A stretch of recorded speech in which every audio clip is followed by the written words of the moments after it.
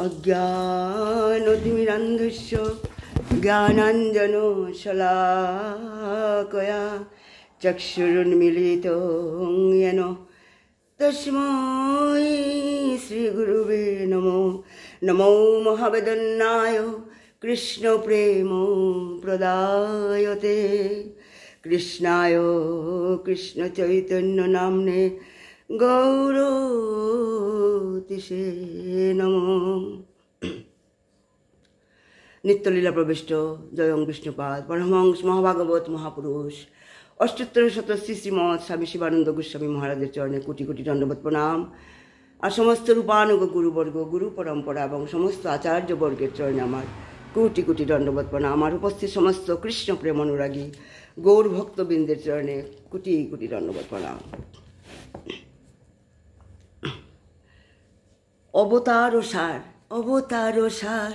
गुराय अवतार केनना भजिली तारे। अवतार सार गुरा अवतार श्रीला सनातन गोस्वामीर अनुरोधे महावेदन्नाय अवतार सारात्सार अवतार करुणार अवतार श्री चैतन्य महाप्रभु श्रीमद् भागवतमेर आत्मा रामश्च मुनय এই শ্লোকটার মানে ৬১ প্রকার অর্থ করেছিলেন এবং সেখানে তিনি সাধুসঙ্গের মাহাত্ম্য সম্বন্ধে বর্ণনা করেছিলেন এবং সেখানে তিনি প্রতিপন্ন করেছিলেন যে কর্মী জ্ঞানী এবং যোগী সকলেই মানে নিজ নিজ দোষ পরিত্যাগ করে কৃষ্ণ ভজনে মনোনিবেশ করেন। কৃষ্ণ ভজনে মনোনিবেশ করে মানে ভক্তি মার্গে প্রবেশ করে মানে জ্ঞানী যোগীর আর কি কথা। হ্যাঁ, এমনকি সাধুসঙ্গের প্রভাবে কৃষ্ণ ভজনের ফলে মহাপাপী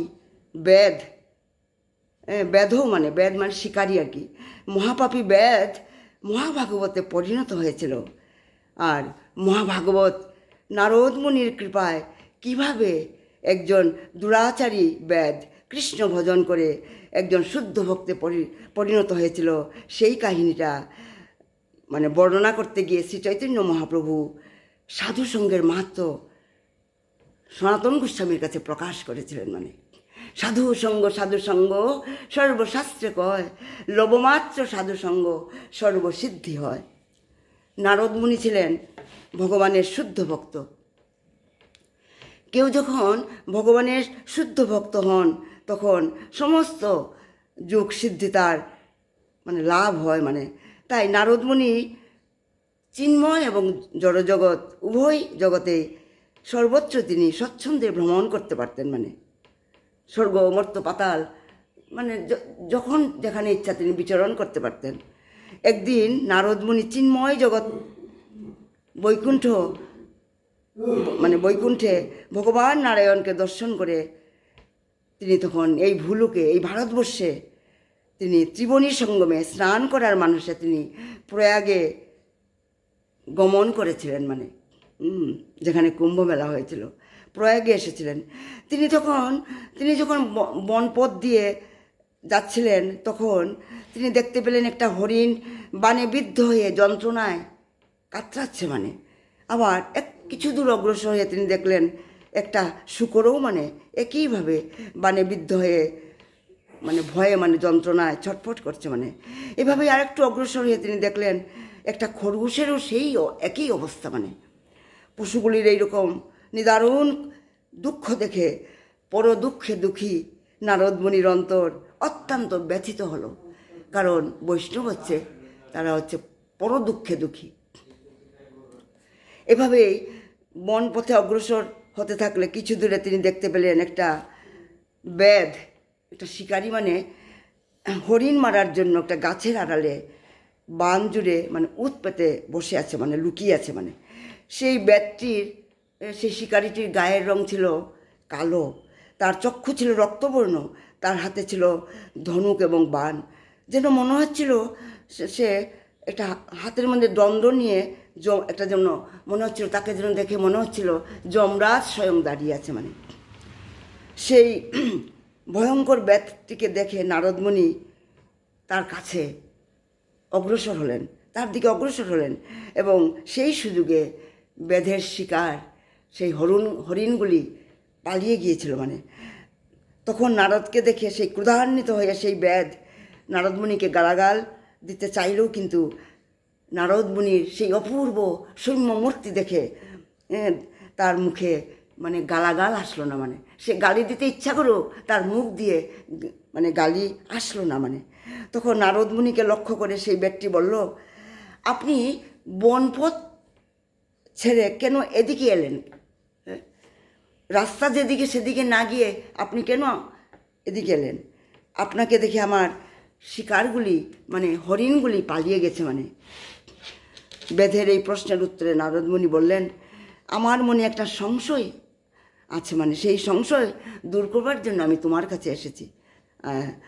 পথে আমি দেখলাম আসার সময় হরিণ, একটা শূকর, একটা খরগোশ দেখলাম খুব মানে বেদনায় তারা কাতরাচ্ছে। মানে এখন তোমার কাছে আমার প্রশ্ন হচ্ছে, তুমি এই পশুগুলিকে একেবারে না মেরে কেন তুমি বানে বিদ্ধ করে অর্ধমৃত অবস্থায় তুমি ফেলে রেখে এসেছো? তখন বেদ তখন নারদমুনিকে বলল যে আমার নাম হচ্ছে মৃগারী। মানে আমার পিতা আমাকে যেভাবে শিক্ষা দিয়েছেন আমি সেইভাবেই আমি আচরণ করছি। মানে সেই অর্ধমৃত পশুগুলি যখন যন্ত্রণায় আর্তনাদ করে ছটফট করে তখন তা দেখে আমার হৃদয় আনন্দে উৎফুল্ল হয়। সে কি বিকৃত, তার মনের কি বিকৃত অবস্থা। মানে সেই বেদটার মানে যখন পশুগুলি যন্ত্রণায় কাতরায় তখন সে আনন্দ লাভ করে, সেটাই নারদমুনিকে বলল। মানে সেই কথা শুনে নারদমুনি বলল, তোমার কাছ থেকে আমি একটা জিনিস আমি ভিক্ষা করতে চাই। মানে তখন সেই শিকারীটা বলল, হরিণ আদি যেরকম মানে অনেক পশু আমার কাছে আছে, তার যদি দরকার হয় আমি তা আপনাকে দিতে পারবো। তাছাড়া এমনকি আমার পশুর অনেক চামড়াও আছে আমার কাছে, তাও আমি দিতে পারবো। তবে আপনাকে আমার সঙ্গে আমার ঘরে আসতে হবে। তখন নারদমুনি শিকারীটাকে বললেন, এই সমস্ত আমি কিছুই চাই না, আমি তোমার কাছে আমি অন্য একটা দান আমি ভিক্ষা চাই, মানে ভিক্ষা করতে চাই। সেই ভিক্ষাটি হচ্ছে আগামীকাল থেকে তুমি যেসব পশু মারবে সেগুলিকে আধমরা না করে একেবারেই তুমি মেরে ফেলবে। মানে একেবারেই বান বিদ্ধ করে তাদেরকে মেরে ফেলবে। তখন সেই শিকারীটা বলল, এটি কি ধরনের ভিক্ষা আপনি আমার কাছে খুঁজছেন? পশুগুলিকে আধমরা করে রাখলে আপনার অসুবিধা কোথায়? তাতে আপনার কি হয়েছে? মানে তখন নারদমুনি বললেন যে পশুগুলিকে আধমরা করে মারলে তাদের দৈহিক যন্ত্রণা বহু গুণে বৃদ্ধিপ্রাপ্ত হয়। মানে যন্ত্রণায় তারা কাতরাতে থাকে। যেহেতু তুমি একটা বেদ, তাই পশু হত্যা করলেও তোমার অপরাধ অল্প হবে, কারণ পশু হত্যা করে তার জীবন ধারণ করে, তাই পশু হত্যা করলেও তার পাপটা একটু স্খলন হয়, মানে কম হয়, অল্প হয়। কিন্তু যেহেতু তুমি তাদের কষ্ট দিয়ে মারছো, তাই তোমাকে অনেক পাপের ফল, তার জন্য অনেক পাপের ফল তোমাকে নরক যন্ত্রণা ভোগ করতে হবে। এই যাবৎ মানে এত বছর ধরে তুমি যে কষ্ট দিয়ে যতগুলি পশু হত্যা করেছ, তারাও জন্মান্তরে সেই রকম কষ্ট দিয়ে তোমাকে হত্যা করবে। তাই এই জন্যে আমরা যে পশু হত্যা করি, আমরা মুরগি বা যে কোনো পশু হত্যা করি নিজের আত্মতৃপ্তির জন্য, সেই পশুটা কিন্তু যখন মৃত্যু হয় যন্ত্রণায় ছটফট করে সে পণ নেয়, সে যে আগামী মানে জন্মে সে নিশ্চয়ই, এটা নির্ঘাত শাস্ত্রের বিধান, এটা আমার কথা নয়, সে পরে জন্মে সেইভাবে মানে সেই পশু হত্যাকারীকে সে হত্যা করবে। মানে সেটা শাস্ত্রের নির্দেশ। মানে এভাবেই নারদমুনির সঙ্গ প্রভাবে বেদের মন শুদ্ধ হয়ে গেল। তাই তো বলা হয় সাধু সঙ্গ, মানে a moment of association with সাধু, সেটা বাবার উক্তি, বাবার বইয়ের মধ্যে লেখা আছে। বাবা প্রায়ই এটা বলেন, a moment association with a সাধু ব্রিং অল অসপিশিয়াসনেস। অল্প ক্ষণিকের সাধু সঙ্গের ফলেই তার অনেক অনর্থ কেটে যায়। মানে সেই নারদমুনির অল্প সঙ্গের প্রভাবে সেই বেদের সেই শিকারীর মন শুদ্ধ হয়ে গেল এবং সেই সঙ্গে তার উপদেশ শুনে সে ভীতগ্রস্ত হলো। তখন বেদ শিকারী নারদমুনিকে নিবেদন করলো, ছোটকাল থেকে আমি এইরকম অনেক পাপ করেছি, আমি পামর, আমি অধম, তাই দয়া করে আমাকে বলুন কিভাবে আমি এই পাপ থেকে আমি মুক্তি লাভ করব, কি উপায় আছে বলুন আপনি, আমার সব পাপ দূর হবে কিভাবে? আমি আপনার পায়ে আমি প্রণত হচ্ছি, মানে দয়া করে আমাকে উদ্ধার করুন। তখন নারদমুনি বললেন, যদি তুমি মানে আমার কথা মতো একটা কাজ করো তবেই তোমার পাপ মোচন হবে। তখন বেদ বলল, নারদমুনিকে বলল, আপনি যা বলবেন আমি তাই করব, বলুন আপনি। তখন নারদমুনি তাকে বললেন, প্রথমেই তুমি তোমার এই ধনুকটা, এই বাণ যে ধনুক, এইগুলি তুমি মানে ভেঙে ফেলো, এই ধনুকটা ভেঙে ফেলো, তারপর আমি তোমাকে নির্দেশ দেবো কী করতে হবে। সেই শিকারী বলল, যদি আমি ধনুকটা ভেঙে ফেলি তবে আমার জীবিকা কীভাবে নির্বাহ হবে? আমি স্ত্রী পুত্র, আমার মা বাবাকে কিভাবে পালন করব? এটাই তো আমার একটা উপায়। মানে তখন নারদমুনি বললেন, সেই জন্য তোমার চিন্তা করার কোনো দরকার নেই, তোমার অন্যের ব্যবস্থা আমি করব। সেই নারদের নির্দেশ মতো সেই ব্যক্তি তার ধনুকটি ভেঙে ফেলল। আর তখন সে নারদমুনি পায়ে প্রণাম করলো, প্রণতি নিবেদন করলো। আর নারদমুনি তাকে উঠিয়ে পারমার্থিক মার্গে উন্নতি সাধনের উপদেশ দিয়ে বললেন, তোমার ঘরে যে সমস্ত ধন মানে পাপ কর্ম অর্জিত, পাপ করেই তো সে ধন সঞ্চয় করেছে, তাই বলছেন তোমার ঘরে যে ধন সম্পত্তি আছে তা একজন ব্রহ্মজ্ঞান সম্পন্ন শুদ্ধ ব্রাহ্মণদের তুমি দান করো, মানে ব্রাহ্মণদের দান করো। আর তারপর তোমরা স্বামী স্ত্রী তোমরা দুজনে এক বস্ত্র পরিধান করে গৃহত্যাগ করো এবং নদীর তীরে গিয়ে একটা কুটির নির্মাণ করে তার সামনে একটা তুলসী বৃক্ষ স্থাপন করে রোপণ করে তার চারিদিকে পরিক্রমা করে তোমরা তার সেবা করে নিরন্তর তোমরা কৃষ্ণ নাম কীর্তন করতে থাকো। আমি প্রতিদিন তোমাদের দুজনের জন্য প্রচুর খাদ্য আমি প্রেরণ করব। তখন আর যতটুকু দরকার ততটুকুই তোমরা গ্রহণ করবে। তারপর সমস্ত জীবের দরদি নারদ মৃতপ্রায় সেই হরিণ আদি সেই 3টি পশুকে সুস্থ করলো এবং সেই পশুগুলি তৎক্ষণাৎ বনের মধ্যে পলায়ন করলো। সেই যে হরিণটা, শূকরটা, খরগোশটা যে মানে অর্ধমৃত অবস্থায় পড়েছিল, কাতরাচ্ছিল, তাদেরকে উদ্ধার করলো নারদমুনি। নারদের এই প্রভাব দেখে সেই শিকারী মানে খুব অবাক হয়ে গেল এবং তার গুরুদেবকে প্রণাম করে নিজের ঘরে চলে গেল। নারদমুনি তখন তার বৈকুণ্ঠে ফিরে এলো। আর বেদ তখন নারদমুনির উপদেশ মতো সব কিছু করতে লাগলো। আর অতি শীঘ্রই সেই গ্রামের মধ্যে সবাই জানতে পারলো সেই বেদ, সেই শিকারী একটা বৈষ্ণবে পরিণত হয়েছে এবং তারা গ্রামের লোকরা মানে প্রচুর পরিমাণে খাদ্য সামগ্রী তার কুটিরে এনে দিতে লাগলো। মানে এক এক দিনে 10-20 জন তাদের জন্য অন্ন নিয়ে আসতো, কিন্তু সেই বেদ এবং তার স্ত্রী যতটুকু দরকার ততটুকুই গ্রহণ করতো। মানে একদিন নারদমুনি অনেক দিন পর তার বন্ধু পর্বতমুনিকে নিয়ে সেখানে এলেন।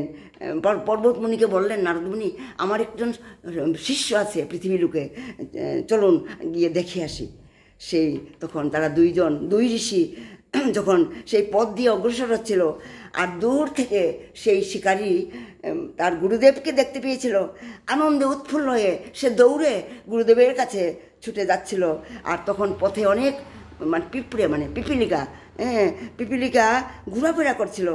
আর সে লাফিয়ে মানে পিপিলিকা যাতে পায়ের নিচে পড়ে মারা না যায়, সেইভাবে সে ছুটে যাচ্ছিল। আর নারদমুনির সম্মুখে দণ্ডবত প্রণাম করার সময় অনেক পিপিলিকা, অনেক মানে ছোটো ছোটো পিঁপড়ে দেখতে পেল। তখন সেইগুলিকে যত্ন করে তার কাপড় দিয়ে সেইগুলি মানে সরিয়ে মানে প্রণতি নিবেদন করলো। তখন নারদমুনি বললেন, হে বেদ, হে শিকারী, তোমার এই রকম আচরণে আমি অত্যন্ত আশ্চর্য আমি হইনি, কিন্তু আমি অবাক হইনি তোমার এই আচরণ দেখে। কেননা ভগবত ভক্তির প্রভাবে কেউ যখন সাধুতে পরিণত হয় তখন সে সমস্ত রকমের হিংসা থেকে মুক্ত হয়ে যায়। মানে যখন মনে ভগবত ভক্তি আসে, কারণ সেবাই হচ্ছে মানে এই ধর্মের এবং আধ্যাত্মিকতার মানে প্রাণ মানে, হ্যাঁ, কারণ প্রেম ভক্তির লাভ হয় সেবার দ্বারা, মানে সাধু সঙ্গের দ্বারা, সাধুগুরু বৈষ্ণবের কৃপায় মানে প্রেম ভক্তি লাভ হয় হৃদয়ে। সেই বেদের প্রেম ভক্তি লাভ হয়েছিল, সেই সমস্ত হিংসা থেকে মুক্ত হয়। তখন বেদ তাদের দুজনকে তার কুটিরের সামনে কুশাসন দিয়ে তাদেরকে বসতে দিলেন এবং পাদ প্রক্ষালন করে তাদের সেই জল দুজনে পান করে তারা মস্তকে ধারণ করলো। সেই ব্যক্তি তখন তার গুরুদেবের সামনে হরে কৃষ্ণ মহামন্ত্র দুবাহু তুলে কীর্তন করছিল। তখন সেই ব্যক্তির অঙ্গে মানে কম্প পুলক মানে অস্ত্রসাত্ত্বিক ভাব, মানে যেগুলি বলা হয়, তার কম্প পুলক অশ্রু এরকম সাত্ত্বিক বিকার প্রকাশিত হয়েছিল। তখন তিনি তার বস্ত্র উড়িয়ে, মানে সেই তার বস্ত্রটা উড়িয়ে ঊর্ধ্ববাহু হয়ে নৃত্য করছিল, মানে দুবাহু তুলে সে নৃত্য করছিল। মানে বেদের এই প্রকার ভগবত প্রেম দেখে পর্বতমুনি নারদমুনিকে বললেন, হে নারদ, তুমি হচ্ছে স্পর্শমণি, তুমি হচ্ছে স্পর্শমণি। কতজনকে তুমি যে ভক্তি মার্গে নিয়ে এসেছো, কতজনের তুমি প্রেম ভক্তি দান করেছো, হে নারদ, তুমি হচ্ছে স্পর্শমণি। তখন নারদমুনি সেই শিকারীকে বললেন, ওহে বৈষ্ণব, তুমি কি তোমার জীবন ধারণের জন্য কিছু আয় করো? শিষ্যকে জিজ্ঞাসা করলেন। তখন সেই শিকারী বললেন, আপনিই তো কৃপা করে এখানে পাঠান আমার জন্য, অনেক লোক এসে রোজ এসে আমাকে অনেক খাদ্য আমাকে দিয়ে যায়, আমার কাছে এত বেশি অন্যের দরকার নেই হে গুরুদেব, এত বেশি পাঠানোর দরকার নেই গুরুদেব, আমাদের দুজনের যতটুকু দরকার ততটুকু পেলেই যথেষ্ট। তখন নারদমুনি তাকে বললেন, এভাবেই তুমি জীবনযাপন করতে থাকো হে বৈষ্ণব, তুমি অত্যন্ত ভাগ্যবান। এই বলে তারা দুই মুনি, পর্বতমুনি এবং নারদমুনি, সেখান থেকে অন্তর্ধান হলেন। এভাবে আত্মা রামশ্চ মনয় শ্লোকটির এইভাবে 61টি ব্যাখ্যা করার সময় শ্রীলা সনাতন গোস্বামীকে শ্রীলা চৈতন্য মহাপ্রভু সাধু সঙ্গের মাহাত্ম্য মানে সূচক এই কাহিনীটা তিনি সনাতন গোস্বামীকে বলেছিলেন। এই যে এইমাত্র আমরা শুনলাম এই কাহিনীটা, এই শিকারী বেদের, সেটা চৈতন্য মহাপ্রভু সনাতন গোস্বামীকে তিনি বলেছিলেন, এই কাহিনীটা বলেছিলেন। তাই সাধারণ মানুষের আমাদের ধারণা যে ভগবানের ভক্ত হতে গেলে, আমরা ভাবি যে ভগবানের ভক্ত হতে গেলে সাধু হয়ে জন্মগ্রহণ করতে হবে অথবা কোনো বিশেষ একটা পরিবারে জন্মগ্রহণ করতে হবে। কিন্তু আমরা এইমাত্র যে কাহিনীটা আমরা শ্রবণ করলাম, তার থেকে আমরা বুঝতে পারি যে কোনো মানুষ ভগবানের ভক্ত হবার যোগ্য, মানে সে চণ্ডালেই হোক, মুচিয়েই হোক, যে কোনো মানুষ সে ভক্ত হবার, ভগবানের ভক্ত হবার যোগ্য, মানে তার জন্য তাই তো বলা হয়েছে শুচি হয়ে মুচি হয়, শুচি হয়ে মুচি হয় যদি কৃষ্ণ তেজে, আর মুচি হয়ে শুচি হয় যদি কৃষ্ণ ভজে। তাই যে কোনো মানুষ ভগবানের ভক্ত হওয়ার যোগ্য, তার জন্য প্রয়োজন একমাত্র মানে কৃষ্ণ ভক্তের কৃপা, মানে সাধুগুরু বৈষ্ণবের কৃপা, সাধুগুরু বৈষ্ণবের কৃপা। এই প্রসঙ্গে শ্রীমদ্ ভাগবতে শুকদেব গোস্বামী তিনি কি বলেছেন যে কিরাতু পুলিন্দ পুষ্কষা আভির শুষ্কা যৌবনা সসাদয় যে হন্যচ পাপা যোদোপাশ্রয়াশ্রয়া শুদ্ধস্তি তস্मै প্রভো বিষ্ণবে নমঃ। মানে কিরাত, স্থূল, আন্ধ্র, পুলিন্দ, আভির, যবন, ঘোষ তথা অন্যান্য সমস্ত জাতির পাপা শক্ত মানুষেরা যার ভক্তের শরণ গ্রহণ করার ফলে শুদ্ধ হতে পারে, শুদ্ধ ভক্তের শরণ করার ফলে শুদ্ধ হতে পারে, আমি সেই শক্তিশালী পরমেশ্বর ভগবানকে আমার সশ্রদ্ধ প্রণতি নিবেদন করি। মানে এইভাবে আমরা দেখেছি কৃষ্ণের শুদ্ধ ভক্ত, মানে ভগবান শ্রীকৃষ্ণের শুদ্ধ ভক্তের সঙ্গের প্রভাবে কীভাবে একজন মানে পতিতা, একটা পতিতা বেশ্যা মানে একটা পরম বৈষ্ণবী হয়েছিল, সেই সম্বন্ধে একটা ঘটনা শ্রী চৈতন্য চরিতামৃতে কৃষ্ণদাস কবিরাজ গোস্বামী লিপিবদ্ধ করেছিলেন। ভগবানের শুদ্ধ ভক্ত ছিল হরিদাস ঠাকুর গৃহত্যাগ করে বেনাপুলে যখন বনের মধ্যে একটা কুটিরে নির্মাণ করে উচ্চস্বরে তিনি 3 লক্ষণ হরিনাম জপ করতেন। সেখানকার লোকেরা হরিদাস ঠাকুরকে খুবই সম্মান করত, সম্মানের চোখে দেখত। কিন্তু সেই দেশের অধিপতি রামচন্দ্র খান ছিল বৈষ্ণব বিরোধী, মানে বৈষ্ণব বিদ্বেষী ছিল। সে হরিদাসের সেই সম্মান, সেই মহিমাকে দেখে তার মনে হিংসা হয়েছিল। আর হরিদাস ঠাকুরের মহিমাকে খর্ব করার জন্য, তাকে নিচু দেখাবার জন্য তার একটা সুন্দরী বেশ্যাকে তার কাছে রাত্রে প্রেরণ করেছিল তার ব্রহ্মচর্য ধর্ম বিনষ্ট করার জন্য। আর সেই রূপসী সেই নারী বেশ্যা নির্জন বনে জপেরত হরিদাসকে প্রণতি নিবেদন করে বলল, আপনার রূপ যৌবনে আমি মুগ্ধ হয়ে আপনার সঙ্গ কামনা করে এখানে এসেছি, আমার বাসনা আপনি পূর্ণ করুন। তখন হরিদাস ঠাকুর কি বলেছিলেন, সেই নারীকে কি বলেছিলেন, আমি তোমার বাসনা নিশ্চয়ই পূরণ করব, যতক্ষণ না আমার নাম সংখ্যা আমার পূরণ হচ্ছে, কারণ 3 লক্ষ নাম পূরণ না হওয়া পর্যন্ত ততক্ষণ তুমিও বসে হরিনাম করো। হরিদাস ঠাকুর বলেছিলেন।